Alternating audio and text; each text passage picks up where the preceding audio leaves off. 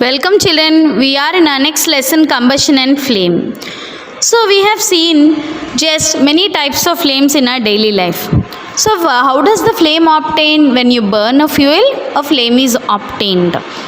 There are few examples of fuel which we see in our day-to-day life, like cow dung cakes, wood, charcoal, coal, petrol, diesel, CNG, LPG, kerosene. All these are the fuels which we use in our daily life. Also, when you light a candle, you can see a flame is observed. So let us see in detail the process of burning and types of flames in this lesson. So let us learn what is meant by combustion. The process of burning in air to give heat is called as combustion. The chemical process in which the substance reacts with oxygen to give off heat is called as combustion. So we have seen many examples in our life, like when your mom cooks the food in kitchen, you can see a flame is obtained through which the food gets cooked, and you can see the substances get heated up. This is also an example of combustion. So now we have an activity in a lesson, activity 6.1. So before going to that, we would like to discuss about the fuels. What is a fuel? A substance which produces some amount of heat in the form of light. Sometimes it evolves different gases. So these fuels, when they are burnt, that process is called as combustion. In this process, we can see some amount of heat and light is obtained in different examples. So when you see coal, when the coal is burnt, you cannot see the flame, but only you can feel the heat is evolved out. Also, when you take a piece of paper or wood or straw and burn it, you can see the flame, that is, it catches fire. At the same time, some amount of light and heat is also evolved. So these are the examples of combustion. We also know that there are three types of fuels, children: solid fuels, liquid fuels, and gaseous fuels. Few examples of solid fuels are wood, cow dung cakes, charcoal, coal. Liquid fuels are petrol, diesel, kerosene, etc. Whereas gaseous fuels are hydrogen gas, methane gas, LPG, CNG. So let us see, by taking few substances, we have to learn whether they are combustible or non-combustible. What is meant by the word combustible? The substance which undergoes burning or which undergoes combustion, we call it as combustible substance. In activity 6.1, they told to take a few substances like wood, paper, iron nails, kerosene oil, stone pieces, straw, charcoal, matchsticks, and glasses. You just put a tick if it is a combustible substance and put a cross mark if it is not combustible.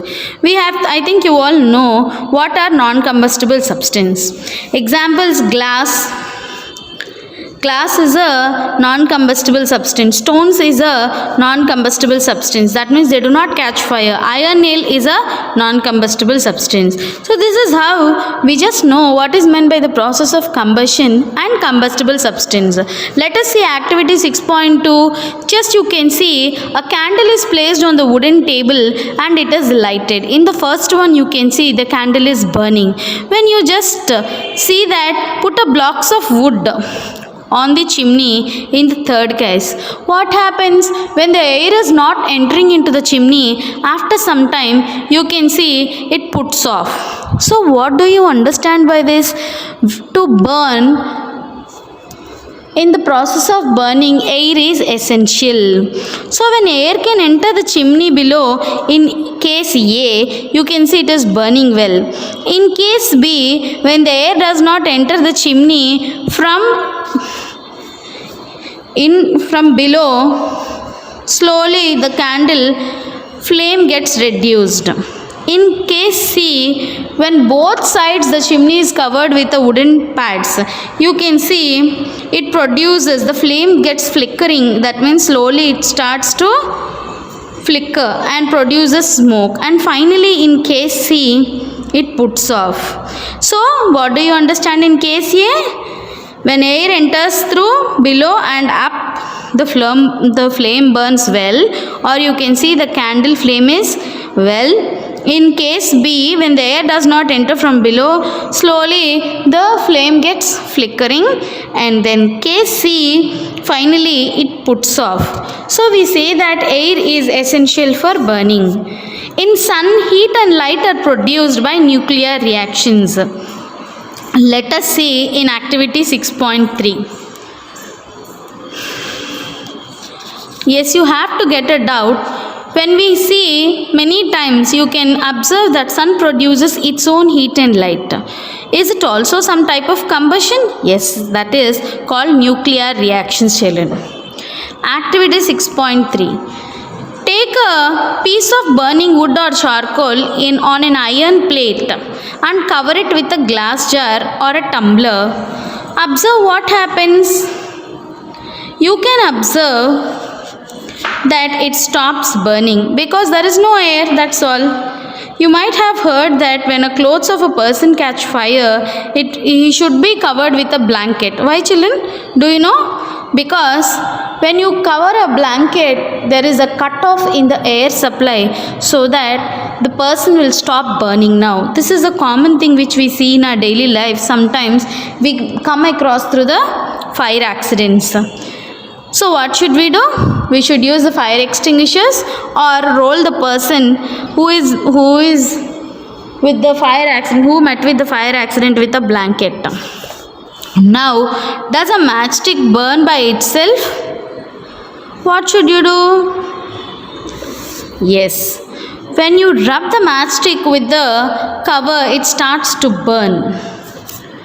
That means some amount of friction should be applied, or sometime you need to initiate. That means the temperature which you have to start it, we call it as ignition. Example, when your mom cooks, what does she do? She just ignites the gas LPG stove with the help of a lighter. This is, we call it as ignition temperature. The lowest temperature at which a substance catches fire is called ignition temperature. You can see, especially during forest fires, during extreme summer season, some places dry grass catches fire because it spreads to trees very soon on the whole forest.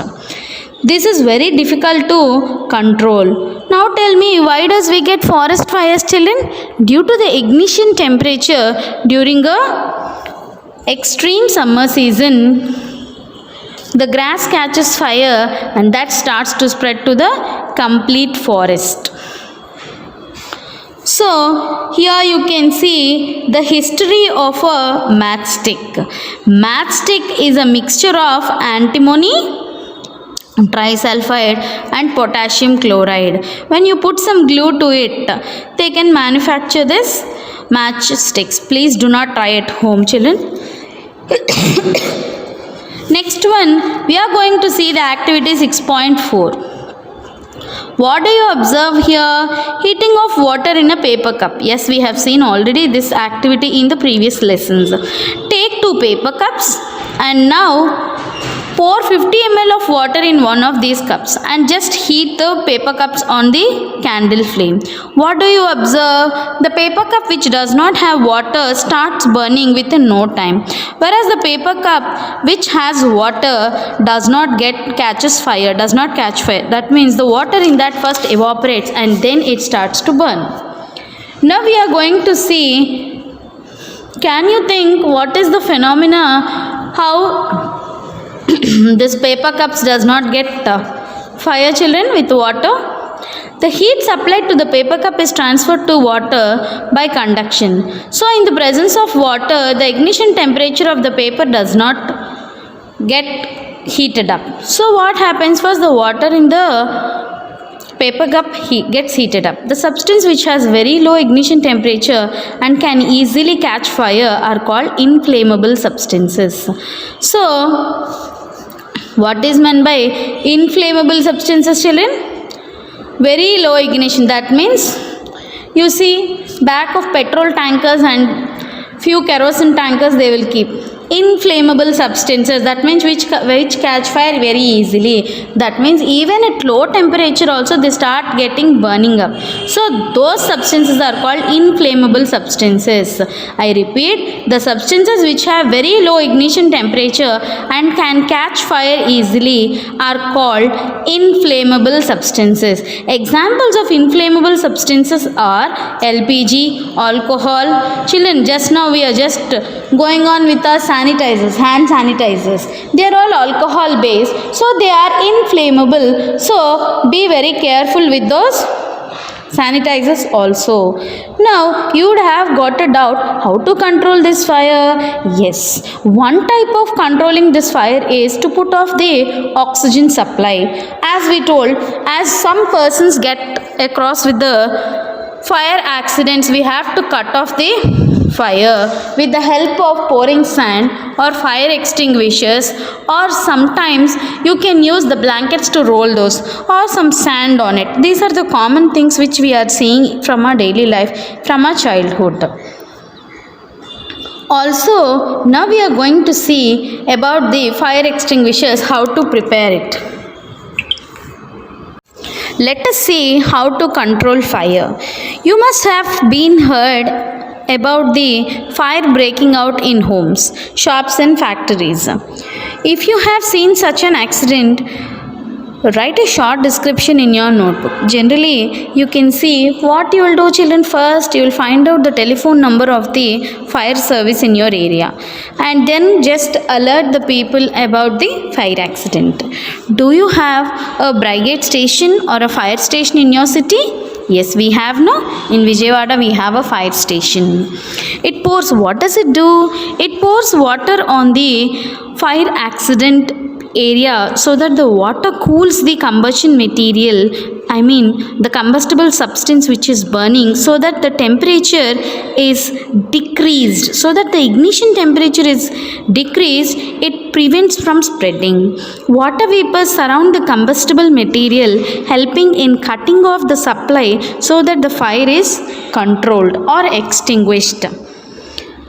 We all know that the second one, the minor thing what we have to understand while we meet with a fire accident is to decrease or to cut off the supply of oxygen. The most common fire extinguisher is water.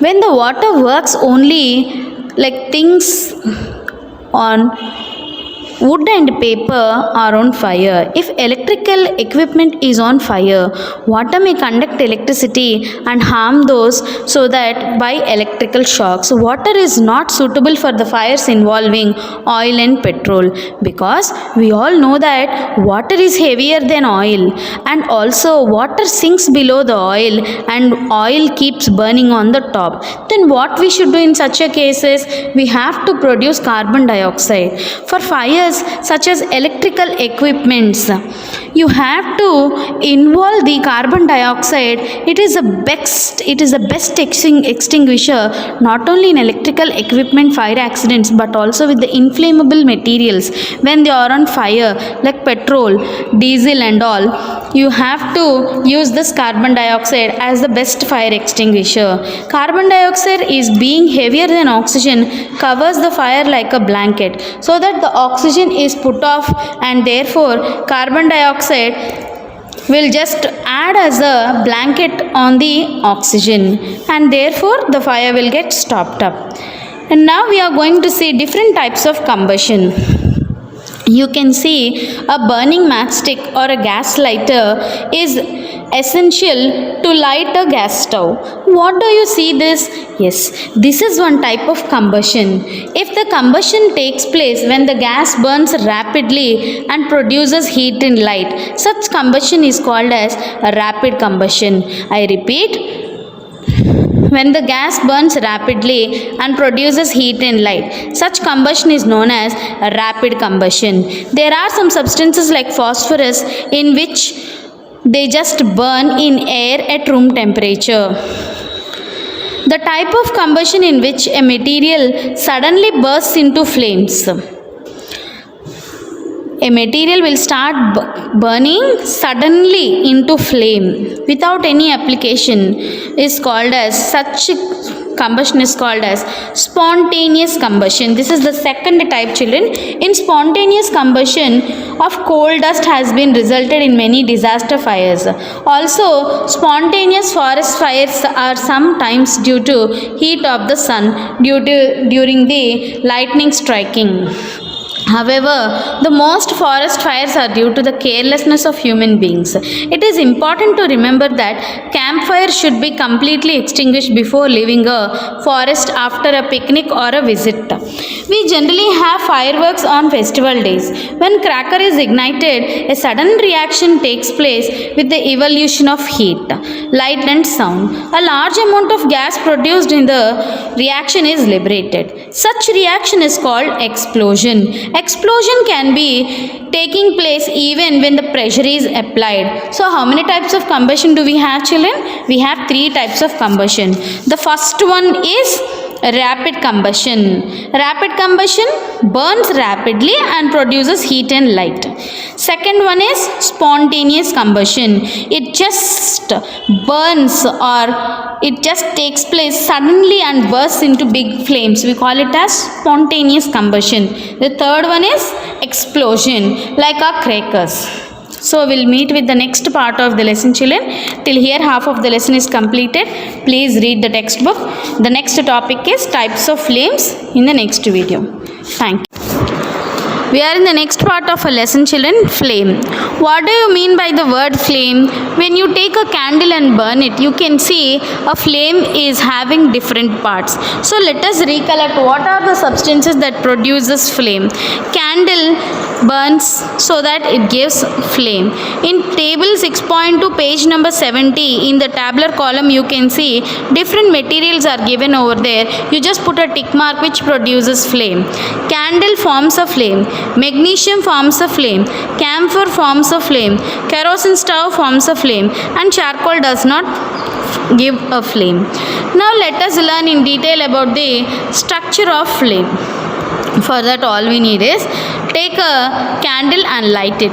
Now take a long thin glass tube which is of 4 to 5 centimeters and hold it with a pair of tongs and just put a small amount of wax on other side of the glass strip.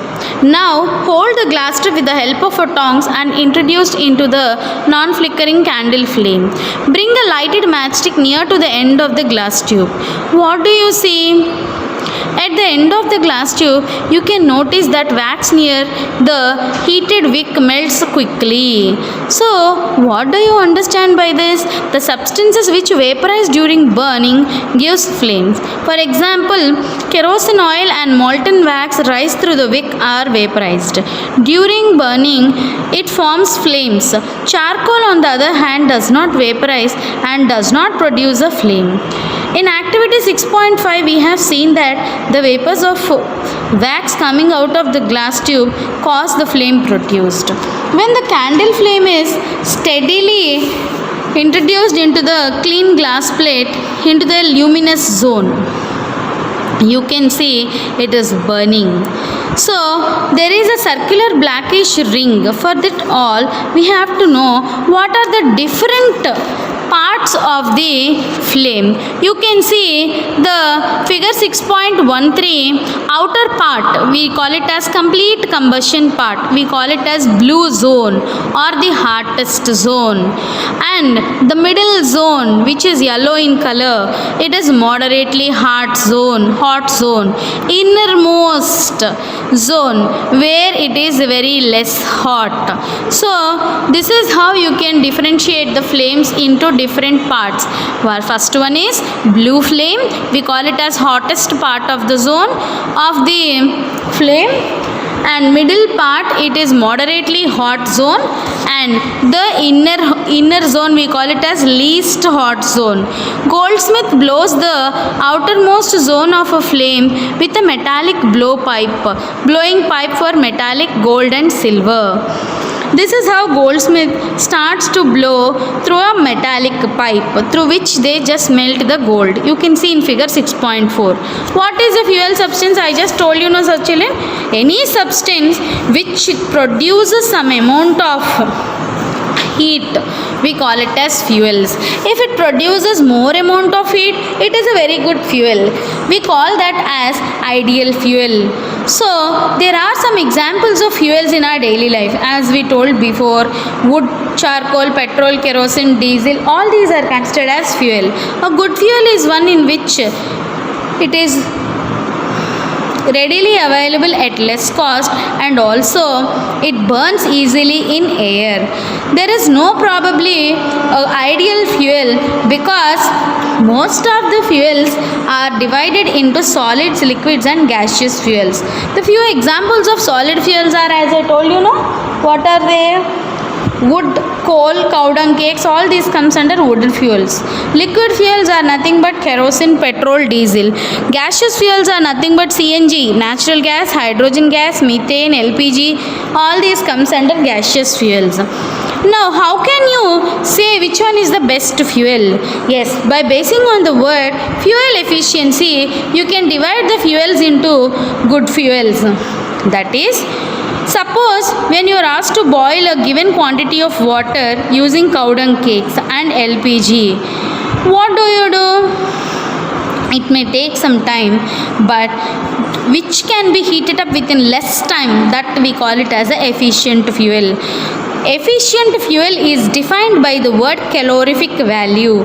That means calorific value is defined as the amount of heat energy produced on complete combustion of 1 kg fuel. We call it as calorific value. For example, if you take 1 kg of wood and burn it, you get 1 kilojoules of heat energy. We call it as fuel efficiency. For which fuel you get more calorific value, it is considered as the best fuel. You can see in page number 73 in tabular column 6.4, there is a list of the tabular column which fuel is efficient. Cow dung cakes, when you take these fuels of 1 kg and burn it, then you will get the calorific value. kJ means kilojoules per kgs, means kilojoules is the measure of heat energy when 1 kg of fuel is burnt. See, if you take cow dung cake 1 kg and burn it, you will get 6,000 to 8,000 kilojoules of heat energy. Wood, 17,000 to 22,000 kilojoules per kg. Petrol, 25,000 to 33,000 kilojoules of energy. So you can see which one is the best among them. You can see petrol 45,000, kerosene 45,000, diesel 45,000, methane 50,000, CNG 50,000, LPG 55,000, biogas 35 to 40,000, hydrogen gas 1,50,000. So which is the ideal fuel, children? Hydrogen is the best fuel because it has the highest calorific value. So hereafter, what is meant by calorific value? It is nothing but the amount of heat energy released in joules when 1 kg of fuel is burnt. So burning of fuels also leads to harmful products. No, what are those? How does this lead to? Yes, now we are going to discuss about the burning of fuels which leads into harmful products. Increasing of fuel consumption also releases many toxic gases such as carbon dioxide, carbon monoxide. Carbon fuels like wood, coal, petroleum release unburnt carbon particles, that is we say it as soot particles, black colored soot particles. We also call it as mussy. These fine particles are dangerous pollutants causing respiratory diseases such as asthma. Incomplete combustion of these fuels give carbon monoxide gas. It is a very poisonous gas and it is a dangerous gas which is obtained when coal is burnt in less oxygen level, or we also say when coal is burnt in a closed room, carbon monoxide is produced. Carbon monoxide gas kills a person sleeping in that room. So this is what happens sometimes when the ACs catch on fire suddenly during short circuits at home during a night. So we are advised to sleep in a room having ventilation. Combustion of most fuels releases carbon dioxide, which leads to global warming. Children, what is meant by global warming? Global warming is nothing but due to increased human activity, more amount of carbon dioxide is released into the air, and which causes the ice caps to melt. Polar ice caps, we have no Arctic Circle and Antarctic Circle. There we call it as ice region or polar regions. There the ice starts to melt, which results in the level of water level in the sea, causing floods in the coastal areas, and low-lying coastal areas may be permanently submerged under water. Also, in global warming leads to acid rains. Children, I will explain you the brief process of global warming. When we use the fuels on the roads, especially our vehicles or any chemical reactors or any industries will produce carbon monoxide, carbon dioxide, oxides of nitrogen, oxides of sulfur, and these mix up with the humidified water. That means in atmosphere we have some amount of humidity. These changes into acids. For example, carbon dioxide is deposited in water as carbonic acid. Oxides of sulfur or sulfur dioxides in the atmosphere reacts with atmospheric water or humidity to form sulfuric acid. Chlorine will react with hydrogen to form hydrochloric acid. So these gets completely merged in the air, and these get condensified as these just get evaporated into the air, and these form clouds, and we get the showers of acid rains. So the use of diesel and petroleum as fuels in automobile is replaced by CNG, because CNG produces less amount of harmful products when compared to other ones. So we say that CNG, compressed natural gas, is a cleaner fuel.